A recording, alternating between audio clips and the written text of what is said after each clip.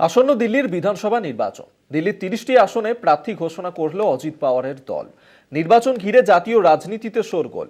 রাজনৈতিক মহলের প্রশ্ন, বিজেপির সঙ্গ ছেড়ে ফের একই সঙ্গে হচ্ছেন শরদ অজিত। একটানা দুই দফায় দিল্লিতে নিরঙ্কুশ সংখ্যাগরিষ্ঠতা পেয়ে সরকারে আম আদমি পার্টি এবার তৃতীয়বার ক্ষমতা পেতে মরিয়া আপ। ৭০ আসনের দিল্লি বিধানসভায় আগামী ৫ই ফেব্রুয়ারি বিধানসভা নির্বাচন। জোট ভেঙে দিল্লিতে প্রার্থী ঘোষণা অজিতের দলের।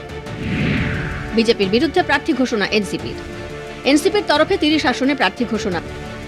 ফলে মহারাষ্ট্রে এনডিএ শরিক দল এবার বিজেপির বিরুদ্ধে সম্মুখ সমরে। এর আগেও ১১টি আসনে প্রার্থী দিয়েছিল এনসিপি। ফলে দিল্লিতে ৪১টি আসনে বিজেপির বিরুদ্ধে প্রার্থী দিল তারা।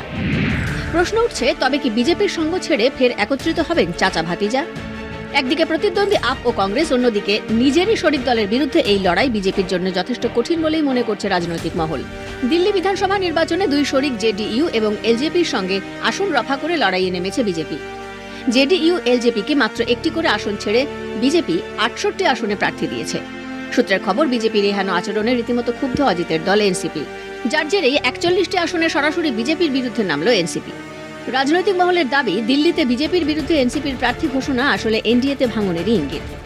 শুধু এনসিপি নয়, দিল্লিতে বিজেপির বিরুদ্ধে প্রার্থী দিয়েছে মহারাষ্ট্রে আর এক এনডিএ শরিক রিপাবলিকান পার্টি অফ ইন্ডিয়া, যার প্রধান রামদাস আঠাওয়ালে মোদী মন্ত্রিসভার মন্ত্রী। দিল্লিতে ১৫টি আসনে প্রার্থী দিয়েছে তারা। এখন অপেক্ষা দিল্লি বিধানসভা নির্বাচনের ফলের দিকে। কলকাতা টিভি।